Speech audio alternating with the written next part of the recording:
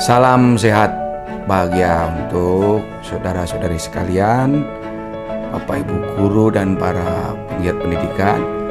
Berjumpa dengan saya Ibe Karyanto.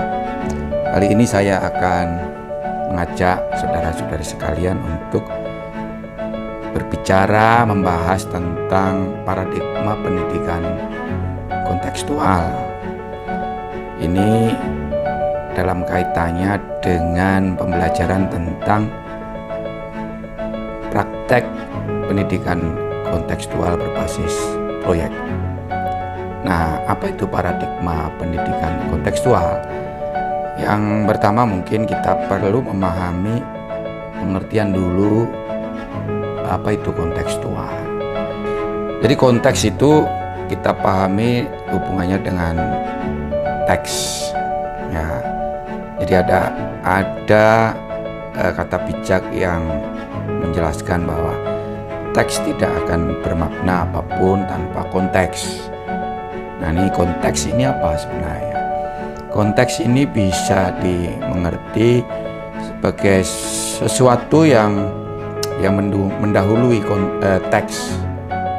Nah, begitu juga konteks ini bisa dimengerti sesuatu yang merupakan interpretasi atas teks.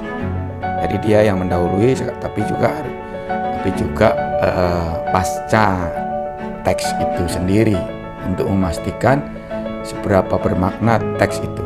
Nah, hubungannya begini. Kita bicara tentang pendidikan kontekstual. Ya pasti kita harus mengerti dulu apa itu pengertian tentang pendidikan. Lalu kita baru akan memahami pendidikan ini kontekstual atau enggak. Itu dengan cara melihat konteks dari pengertian pendidikan tadi. Nah, misalnya dalam video sebelumnya kita akan tetap mengacu pada gagasan Ki Hajar Dewantara dan Triharkara tentang pendidikan. Nah, kita mesti harus memahami dulu teks pengertian pendidikan menurut Ki Hajar Dewantara dan Triharkara. Jadi kontekstual itu sifatnya praksis pembelajaran. Jadi disebut kontekstual itu kalau memang pengertian pendidikan itu berkaitan dengan kebutuhan hakiki pembelajar, dalam hal ini siswa atau anak. Yang kedua, dia berkaitan juga dengan lingkungan sekitarnya ya, sebagai sumber pembelajaran. Lingkungan sekitar itu ya dunia di mana siswa itu berada, itu sebagai sumber pembelajaran. Yang ketiga, dia berkaitan dengan pengalaman mendapatkan pengetahuan. Jadi bagaimana praksis pembelajaran itu yang menunjukkan sebagai sebuah proses bagaimana siswa mendapatkan pengetahuan dari sumber pembelajaran. Ini pengertian kontekstual. Ya. Lalu kita mesti harus dengan demikian kita mesti harus mereview dulu, melihat kembali pandangan Ki Hajar Dewantara dan Triharkara tentang pendidikan. Sebelum kita bicara lebih jauh tentang apa itu paradigma pendidikan kontekstual. Dalam video yang sebelumnya tentang pandangan filosofis Ki Hajar Dewantara dan Triharkara tentang pendidikan, kita sudah bicara apa itu pendidikan menurut kedua pedagog ini. Kalau menurut Ki Hajar Dewantara itu kan pendidikan itu sebuah tuntunan segala kekuatan kodrat anak sebagai manusia sekaligus sebagai anggota masyarakat untuk mencapai keselamatan dan kebahagiaan setinggi-tingginya. Itu pengertian pendidikan menurut Ki Hajar Dewantara. Sedangkan Triharkara itu pendidikan adalah proses humanisasi sekaligus humanisasi. Artinya pendidikan itu adalah sebuah tindakan memanusiakan manusia muda sebagai subjek yang terus-menerus menyempurna bersama dengan dunianya. Ini dua dua pengertian yang pernah kita bicarakan di dalam video sebelumnya. Lalu kita membahas dulu aspek atau dimensi dari gagasan Ki Hajar Dewantara tentang pendidikan. Di dalam pandangan KHD tentang pendidikan itu kita bisa melihat ada 4 dimensi atau 4 aspek yang nanti akan membantu kita memahami apa itu sebenarnya paradigma menurut KHD dan Triarkara. Yang pertama, di situ ada kata tuntunan. Ya. Jadi tuntunan itu menunjukkan bahwa pelaku atau pemangku kepentingan di sekitar proses pembelajaran siswa itu bertugas untuk menuntun. Menuntun itu kalau dalam asas kepamongannya Ki Hajar Dewantara itu kan ada Ing Arso Sung Tulodo, Ing Madya Mahunkarso, dan Tuturi Antayani. Artinya baik guru, orang dewasa atau orang tua itu dalam menuntun pembelajaran siswa itu dia punya kewajiban untuk menginspirasi, memberikan inspirasi. Yang kedua, dia menggerakkan siswa. Yang ketiga, dia mendorong, memotivasi siswa. Jadi yang pertama adalah tuntunan. Yang kedua adalah di dalam pandangan Ki Hajar Dewantara itu menyebutkan dengan jelas kodrat anak sebagai manusia. Kodrat anak sebagai manusia itu berarti menunjuk pada hakikatnya siswa itu sebagai manusia itu apa? Siapakah siswa itu? Ya, Ki Hajar Dewantara menjelaskan bahwa siswa itu adalah pribadi berakal budi. Dia subjek yang khas. Atau bahkan KHD dengan tegas menyebutkan siswa itu adalah manusia yang mandiri, manusia merdeka. Mandiri itu berdiri di atas kakinya sendiri, mandiri itu dia berani dan tahu bagaimana harus bersikap. Nah, yang ketiga, selain tuntunan dan kodrat anak sebagai pribadi, yang ketiga adalah siswa itu juga sekaligus anggota masyarakat. Jadi siswa dalam proses pembelajaran dia tidak bisa terpisah dari kodratnya sebagai makhluk yang ada bersama dengan sesamanya, bersama dengan alam semesta. Ini dimensi yang ketiga. Lalu yang keempat, mencapai keselamatan dan kebahagiaan setinggi-tingginya. Artinya bahwa si anak atau siswa ini dia belajar itu bukan hanya untuk kepentingannya dia sendiri. Nah, dia belajar itu juga untuk kepentingan dunia sekitarnya. Sehingga bersama-sama dia mencapai keselamatan dan kebahagiaan setinggi-tingginya. Dalam bahasa lain, Ki Hajar Dewantara itu menegaskan bahwa siswa itu pada saatnya dia harus mampu tertib etis dan tertib estetis. Tertib etis itu artinya dia bisa bersikap sebagai bagian dari masyarakat. Ya.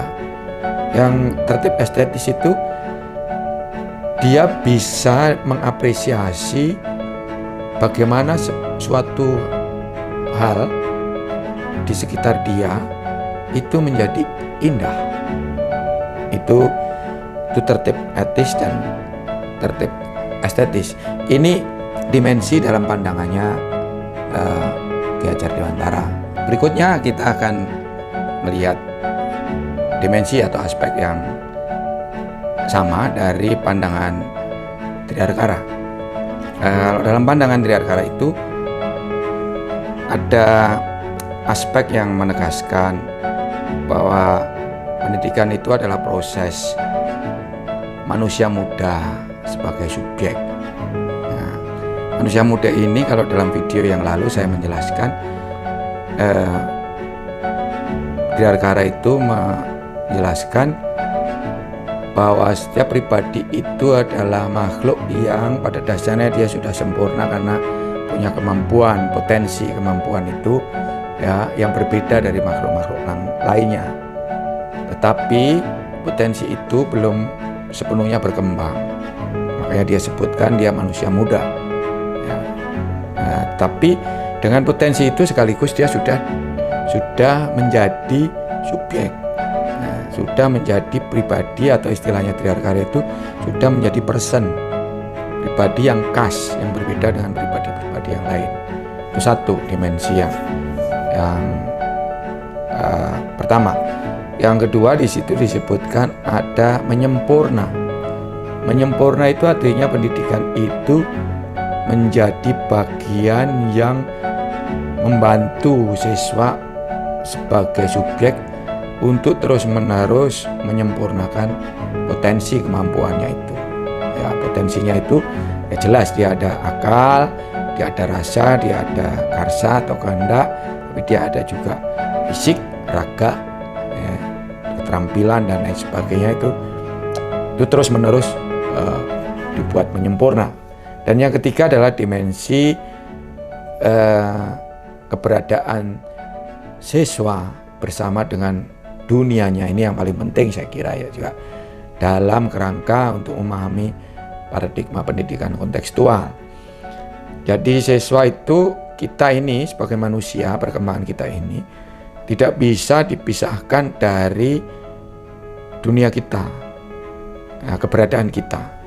Nah, kita ini dipengaruhi oleh dunia kita, tetapi sebagai subjek yang punya kehendak, kita juga menentukan perkembangan dunia itu. Nah, ini dimensi dari pandangan Triarkara tentang hominisasi dan humanisasi.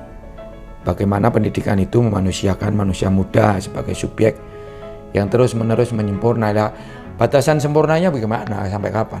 Ya namanya manusia, dia batasannya ketika dia sudah jiwanya meninggalkan raganya, lah itu baru disitulah finishnya proses penyempurnaan dia. Kurang lebih itulah. Nah, dari dua pandangan ini, setelah kita melihat dimensi dari pandangan kedua tokoh ini, maka sudah menjadi sangat jelas bahwa pendidikan itu sebenarnya adalah sebuah humanisasi. Jadi kalau kita menanyakan apa paradigma dari pendidikan kontekstual itu, ya humanisasi. Itu adalah paradigma dari pendidikan kontekstual. Ya. Humanisasi bisa kita terjemahkan dalam parafrase, bisa kita buatkan parafrase ya, dari pandangan KD dan Triarkara. Humanisasi itu sebuah proses atau tuntunan segala kekuatan kodrat anak sebagai subjek yang menyempurna bersama dengan dunianya. Nah itu pemahamannya. Lalu apa aspek dari paradigma ini, humanisasi ini? Ya sebenarnya aspek atau dimensinya itu sama seperti yang tadi sudah saya singgung ketika kita bicara tentang dimensi dari pandangan KAD dan dimensi dari pandangan Triarkara. Sekurang-kurangnya ada 4 dimensi dari paradigma pendidikan kontekstual itu, yaitu bahwa pendidikan itu sebagai tuntunan. Maka menjadi penting bagaimana proses pembelajaran ini dibuat oleh orang-orang dewasa, oleh guru. Jadi disitulah guru tidak semata-mata mengajari atau mentransfer begitu saja setiap pengetahuan, ya, memberikan instruksi, tidak. Tapi bagaimana proses tuntunan itu bisa diimplementasikan dengan sebuah model guru atau orang dewasa atau orang tua membuat proses pembelajaran itu bersama-sama dengan siswa. Yang kedua dimensinya adalah siswa itu subjek yang sedang menyempurna. Dia sedang memenuhi kebutuhan dirinya sendiri. Ya, sebagai persona, sebagai pribadi. Yang ketiga adalah ini, ya, konteks bersama dengan dunia. Ya, bersama dengan dunia ini adalah konteks yang paling kelihatan bahwa pendidikan tidak bisa dipisahkan dari dunia di mana siswa berada. Ini pendidikan kontekstual karena pertumbuh kembangan siswa itu ditentukan oleh dunianya, sekaligus siswa itu menentukan perkembangan dunianya. Jadi antara siswa dan dunianya ini ada hubungan dialektis yang bisa saling menolak tetapi juga saling mengisi, saling melengkapi, saling menyempurnakan. Nah, itu. Dan yang keempat, dimensi untuk mencapai tujuan, ya, yaitu keselamatan, kebahagiaan, bukan hanya mencapai tujuan individualistik, kepentingan si anak saja, tapi juga kepentingan dunianya, masyarakat dan lingkungannya. Ini yang paling penting. Inilah kenapa disebut dalam pandangannya Triarkara, disebut pendidikan kontekstual itu adalah sebuah proses hominisasi sekaligus humanisasi. Bukan hanya menjadi dasar bagaimana pendidikan harus diselenggarakan, tapi sekaligus menjadi tujuan dari proses pendidikan itu sendiri. Hominisasi itu artinya siswa bisa menyadari bahwa dia itu pribadi yang khas, dia yang punya kehendak. Jadi pendidikan menuntun siswa untuk berani dan bisa mengambil sikap dalam setiap kondisi situasi dan melakukan sesuai dengan apa yang seharusnya dilakukan dalam kondisi itu. Itu hominisasi. Nah, sedangkan humanisasi, jadi humanisasi bukan hanya proses di dalam sekolah saja harus humanis, tetapi bertujuan juga untuk membangun kemampuan siswa itu untuk bisa menjadikan lingkungan dia, alam ini menjadi lebih manusiawi. Jadi segala kegiatan yang dia lakukan bersama dengan alam, bersama dengan orang lain, itu menjadi lebih manusiawi, lebih membahagiakan, ya, lebih memberikan harapan untuk bisa mencapai satu, istilahnya Ki Hajar Dewantara, suatu keselamatan yang setinggi-tingginya. Itu kurang lebih pemahaman kita tentang paradigma pendidikan kontekstual. Ya, artinya pendidikan ini hanya punya makna kalau dia punya konteks. Nah, problemnya adalah konteks seperti apa, ya, yang kemudian menjadi substansi dari pendidikan itu. Nah, konteks ini kan pertanyaannya kalau dalam pandangan Ki Hajar Dewantara dan Triarkara, konteks ini bisa dimengerti dalam artian begini. Kalau kita berada bersama dengan orang lain dalam satu bangsa, dalam satu negara, pertanyaannya kok bukan pada apa yang dibutuhkan oleh negara yang bisa dipenuhi oleh siswa, bukan itu. Tetapi pertanyaannya justru berangkat dari apa yang bisa siswa berikan kepada negara, kepada bangsa ini. Jadi tumbuh benar dari kesadaran siswa itu, tumbuh dari kesadaran dia sebagai bagian dari bangsa, bagian dari negara ini. Apa yang bisa saya berikan, kita berikan pada negara bangsa ini. Ini pengertian pendidikan kontekstual. Konteksnya adalah itu. Nah, lalu Bapak Ibu sekalian, para penggiat pendidikan, pertanyaan yang terakhir yang tentu saja perlu kita jawab bersama-sama, atau menjadi bahan untuk refleksi bagi para guru, Bapak Ibu sekalian, saudara-saudari yang bergiat di dalam pendidikan. Apa tantangan yang akan kita hadapi dalam mengimplementasikan pendidikan kontekstual. Baik itu terutama di sekolah ataupun dia ada di komunitas-komunitas. Nah, tantangan real yang harus dihadapi apa ketika kita mencoba mengimplementasikan, mewujud nyatakan paradigma pendidikan kontekstual ini. Ya. Dan sebelum Bapak Ibu sekalian melakukan refleksi, saya ingin menyampaikan juga dalam kerangka paradigma pendidikan kontekstual ini, saya ingin menyampaikan dalam kerangka administrasi persekolahan, pendidikan kontekstual ini memberikan makna baru tentang pengertian zonasi.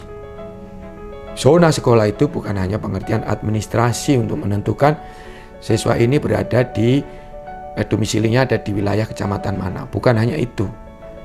Tapi zona itu sekaligus menunjukkan itulah konteks dunia pembelajarannya siswa. Ya. Jadi dalam pengertian ini, sekolah tidak bisa hanya membatasi dirinya dengan 4 dinding persegi itu. Dia harus membuka diri dengan lingkungan di dalam zona itu. Nah, dia harus mengintegrasikan proses pembelajaran di sekolah itu dengan sumber pembelajaran yang ada di zona. Begitu Bapak Ibu sekalian, saudara-saudari penggiat pendidikan yang bisa saya sampaikan terkait dengan referensi pandangan tentang paradigma pendidikan kontekstual. Sekali lagi, video ini hanyalah sebuah referensi yang tentu saja Bapak Ibu, saudara-saudari sekalian bisa memberkaya dengan menggali sumber-sumber terutama dari gagasan-gagasan Ki Hajar Dewantara dan Dirgara. Oke, begitu, salam sehat dan bahagia, tetap bersemangat dalam menemani siswa-siswi belajar untuk menemukan dirinya.